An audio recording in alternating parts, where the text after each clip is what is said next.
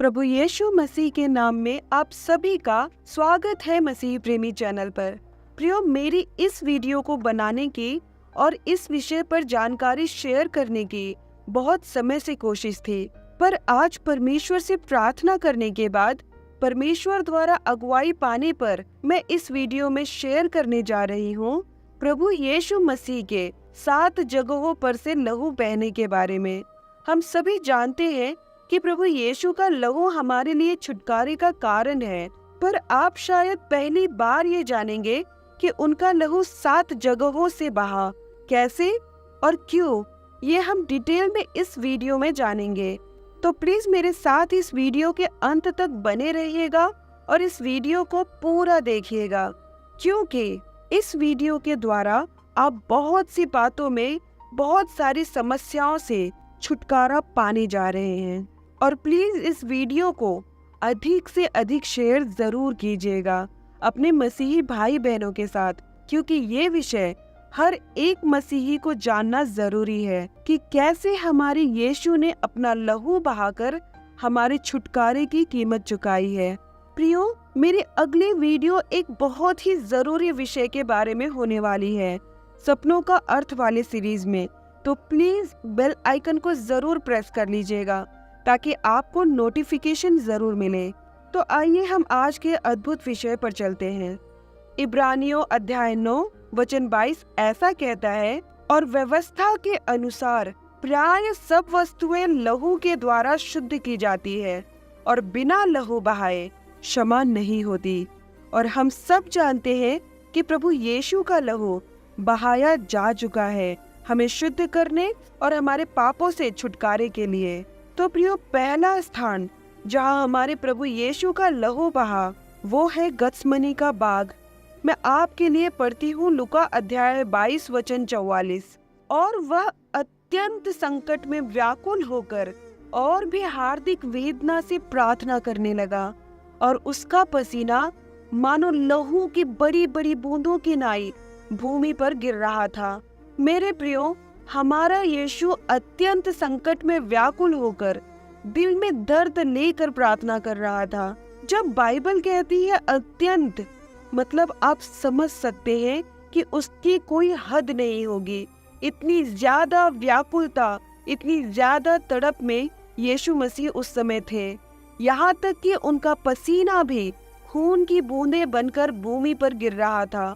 प्रियो, वो अत्यंत व्याकुल इसलिए थे ताकि आप व्याकुल ना हो। वो अपार हार्दिक पीड़ा में इसलिए थे ताकि आपका दिल ना टूटे। फिर भी जब हमारे मूर्खता भरे निर्णयों के कारण जब हमारा दिल टूट जाता है, और जब वो टूटा हुआ दिल हम उनके पास लेकर जाते हैं, तो वो अपनी दया और मोहब्बत से हमें सांत्वना देकर हमारे हृदय को नया कर देते हैं। और सबसे महत्वपूर्ण बात ये है कि जैसे आदम से पाप एक बाग में हुआ था, अदन के बाग में, उसने परमेश्वर की आज्ञा का उल्लंघन किया था, तो जिस तरह एक बाग में परमेश्वर की आज्ञा का उल्लंघन हुआ था, प्रभु यीशु ने उसी तरह गत्समनी के बाग में उस आज्ञा उल्लंघन के पाप को, श्राप को तोड़ दिया। गत्समनी के बाग में अपना लहू बहाकर और परमेश्वर के आज्ञा का पालन करके, इस तरह कह के कि हे पिता, यदि तू चाहे तो इस कटोरे को मेरे पास से हटा ले, तो भी मेरी नहीं परंतु तेरी ही इच्छा पूरी हो। लूका अध्याय 22 के वचन 42 में। तो प्रियो, इसके द्वारा प्रभु यीशु ने हमें पाप को ना कहने की शक्ति और भावनात्मक चंगाई भी प्रदान की। दूसरा स्थान जहाँ से हमारे यीशुआ का लहू बहा वो है उसकी पीठ से बहता हुआ लहू, जो कि उस स्थान पर बहा जहाँ प्रभु यीशु को पिलातुस के आदेश से कोड़े लगाए गए थे। यूहन्ना 19 वचन 1 में लिखा है, इस पर पिलातुस ने यीशु को कोड़े लगवाए। इसका जिक्र आपको मत्ती अध्याय 27 वचन 26, यशायाह अध्याय 50 वचन 6 और यशायाह अध्याय 53 वचन 5 में भी मिल जाएगा। प्रियो, ये वचन कहता है कि यीशु को कोड़े लगाए गए, पर मैं आपसे बताना चाहती हूँ कि इस कोड़े के दर्द को समझने के लिए आपको ये समझना जरूरी है कि वो कोड़े कोई मामूली कोड़े नहीं थे। कुछ लोग कहते हैं कि उन कोड़ों में जानवरों की नुकीली हड्डियां लगाई जाती थी। कुछ लोग कहते हैं कि उनमें कांच के टुकड़े लगाए जाते थे और कुछ लोग कहते हैं कि उन कोड़ों में नुकीले नुकीले कीलें लगाई जाती थी और कुछ ये भी कहते हैं कि उनमें स्टील के टुकड़े लगाए जाते थे। इनमें से चाहे कोई भी कोड़ा इस्तेमाल किया गया हो, जब भी यीशु पर पड़ता था वो यीशु का मांस उस जगह से खींच लेता था। जितनी बार वो कोड़े पड़ते प्रभु यीशु के ऊपर, वो प्रभु यीशु का मांस नोचते हुए निकलते थे और जाहिर सी बात है वो स्थान भी प्रभु यीशु के लहू से लहू लुहान हो गया था। उन कोड़ों के लगने पर हमारे प्रभु यीशु मसीह की क्या दशा हुई होगी, मेरे पास बयां करने के लिए शब्द भी नहीं है। बाइबल का वचन कहता है कि कोड़े मारने वालों को यीशु ने खुद अपनी पीठ दी। प्रियो, ऐसा यीशु ने इसलिए किया ताकि उसकी पीठ से कोड़े लगने पर लहू बहने के द्वारा आप हर तरह की बीमारी, रोग, विकार और घाव से चंगाई पाए। उसने पीठ पर कोड़े खाने के द्वारा बीमारी लाने वाले पीढ़ीगत श्रापों को तोड़ दिया। तो यदि आप में से कोई अस्वस्थ है जो इस वीडियो को देख रहा है, दौड़ जाइए यीशु के पास, क्योंकि उससे बेहतर चंगा करने वाला आप कहीं नहीं पा सकते हैं। यशायाह 53 वचन 5 बोलकर प्रार्थना करे, अपनी चंगाई की घोषणा करे और यीशु मसीह के कोड़े खाने के कारण यीशु मसीह के नाम में चंगे हो जाएं। तीसरा स्थान जहां से हमारे प्रभु यीशु का लहू बहा वो है प्रभु का सिर, जो कि कांटों का मुकुट बनाकर उन्हें पहनाते वक्त बहा। मत्ती अध्याय 27 का वचन 29 और 30 मैं आपके लिए पढ़ती हूँ। और कांटों का मुकुट गूंथकर उसके सिर पर रखा और उसके दाहिने हाथ में सरकंडा दिया और उसके आगे घुटने टेक कर उसे ठट्ठों में उड़ाने लगे और कहा, हे यहूदियों के राजा, नमस्कार।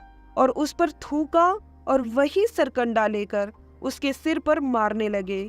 इसका जिक्र आपको यूहन्ना अध्याय 19 वचन 2 और मरकुस अध्याय 15 वचन 17 में भी मिल जाएगा।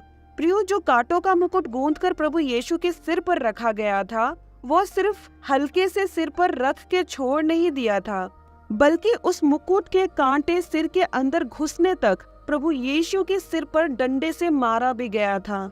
जैसा कि वचन में लिखा है कि वही सरकंडा लेकर वो यीशु के सिर पर मारने लगे और उस सरकंडे के हर एक वार के साथ वो कांटे प्रभु यीशु के सिर के अंदर घुसते चले जाते और वो सिपाही बेतहाशा प्रभु यीशु का मजाक उड़ाते हुए कहाँ लग रहा है, क्या दर्द हो रहा है, ये ना देखते हुए प्रभु यीशु को डंडे पे डंडा मारते जा रहे थे।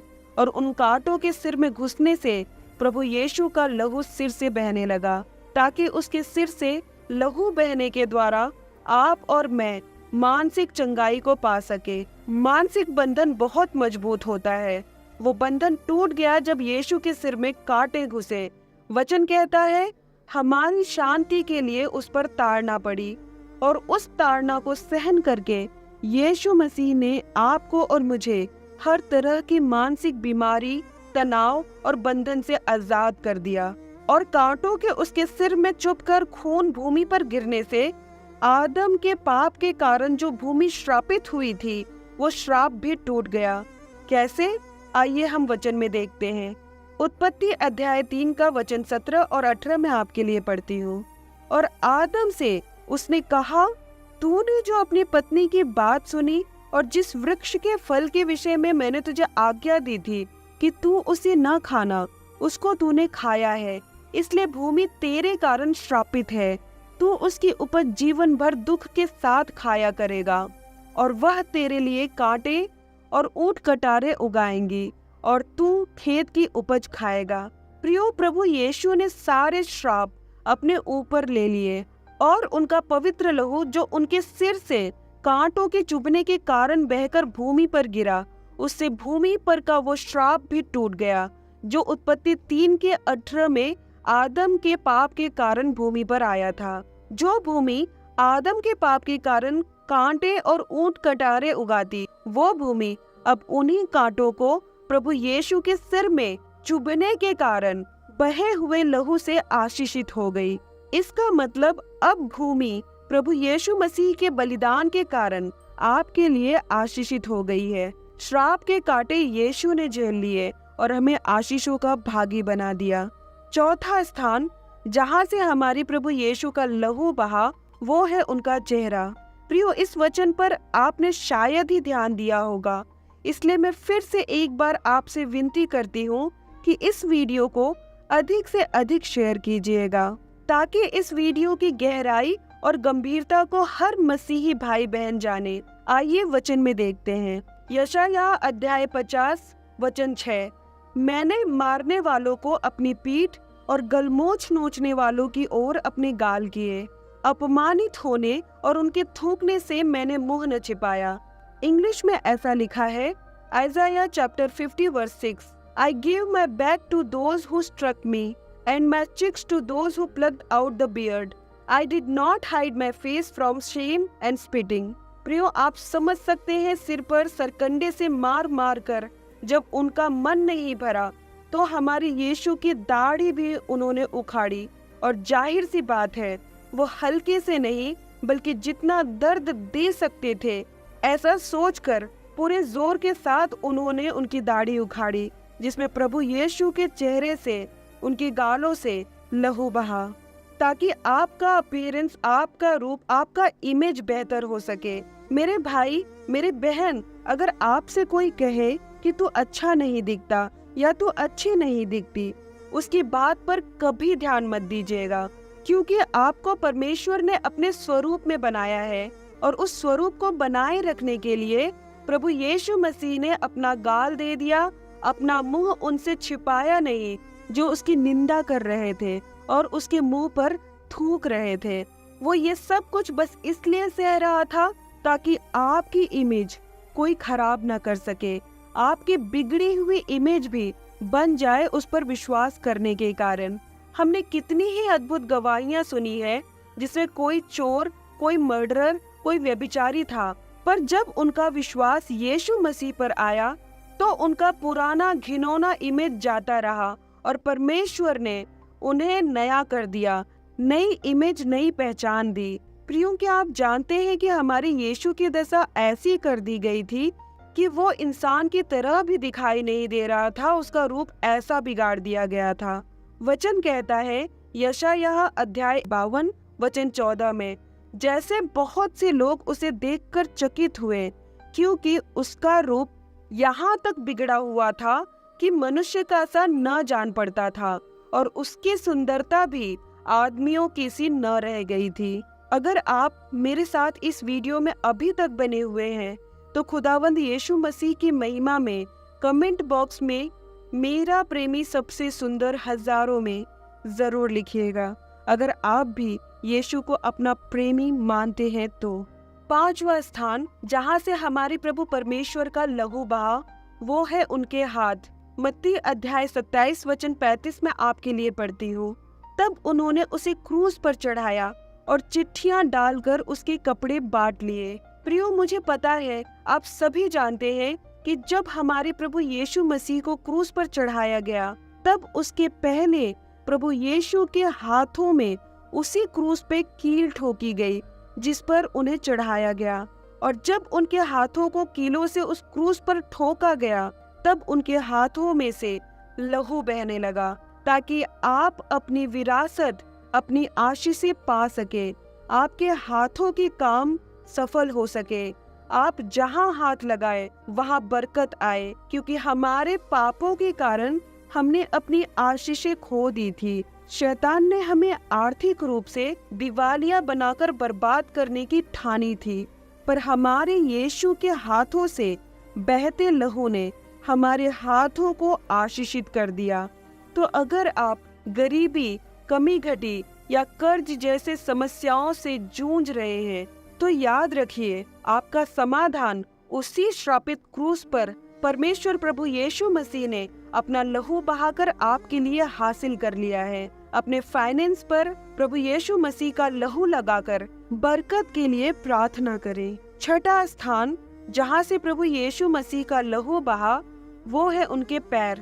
प्रियो, जिस प्रकार क्रूस पर प्रभु के हाथों को कीलों से ठोका गया, उसी प्रकार प्रभु के पैरों को भी उस क्रूस पर कीलों से ठोका गया और खुदावन का लहू उनके पैरों से बहने लगा। आदम के आज्ञा उल्लंघन करने के कारण हमने अपने अधिकारों को खो दिया था, जिसे प्रभु यीशु मसीह ने अपने पैरों से लहू बहाने के कारण हमें वापस दिला दिया। प्रियो, हमारे पैर हमारे अधिकार को दिखाते हैं। परमेश्वर ने कहा यहोशू 1:3 में कि उस वचन के अनुसार जो मैंने मूसा से कहा, अर्थात जिस जिस स्थान पर तुम पांव धरोगे वह सब मैं तुम्हें दे देता हूँ। और लुका अध्याय 10 का वचन 19 में कहा कि देखो मैंने तुम्हें सांपों और बिच्छुओं को रौंदने का और शत्रु की सारी सामर्थ पर अधिकार दिया है और किसी वस्तु से तुम्हें कुछ हानि न होगी।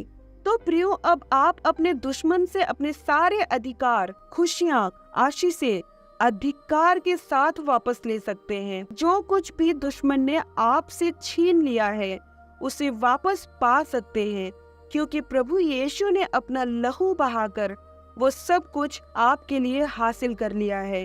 अब आप दुश्मन के खिलाफ खड़े होके उसका सामना कर सकते हैं और उसे आपके सामने हार माननी पड़ेगी, क्योंकि लहू बहाया जा चुका है, दाम चुकाया जा चुका है, जीत हासिल की जा चुकी है हमारे लिए प्रभु यीशु मसीह द्वारा। 7वां स्थान जहाँ से हमारे प्रभु यीशु मसीह का लहू बहा, वो है उनका पंजर, उनकी पसलियों के बीच से। यूहन्ना अध्याय 19 का वचन 34 में आपके लिए पढ़ती हूँ।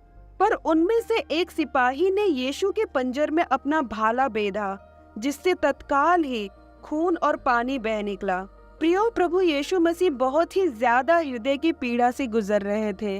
दिल के टूटने के कारण वो यहूदा इस्करियोती के द्वारा ठुकराए और धोखा दिए गए, और फिर भीड़ के द्वारा भी ठुकराए और धिक्कारे गए, और उनके जगह भीड़ ने बरअब्बा, जो कि एक अपराधी था, उसे रिहा करने की मांग की। उनके शरीर पे से सारे कपड़े उतार दिए गए, सिर्फ एक अंगोछा छोड़कर। हर तरफ से धोखा, अपमान, ठुकराया जाना, इन सब को सहन करते हुए बड़े ही हार्दिक वेदना के साथ हमारे मसीहा ने अपने प्राण त्याग दिए। और फिर उनके प्राण त्यागने के बाद भी उन सिपाहियों में से एक ने उनके पसलियों में भाला घोंपा, तो वहां से खून और पानी बह निकला, और हमारे खुदावन प्रभु यीशु मसीह पूरी तरह से सिर से लेकर पांव तक लहूलुहान थे।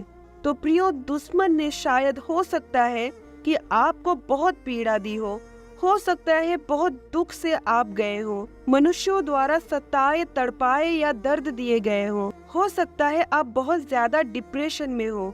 पर जब आप यीशु के पास आते हैं तो वो आपको स्वीकार करता है, आपको प्रेम करता है, आपके दुखों को हर लेता है और आपके तोड़े हुए हृदय को नया कर देता है, क्योंकि आपके पीड़ा को प्रभु यीशु से बेहतर और कोई समझ नहीं पाएगा।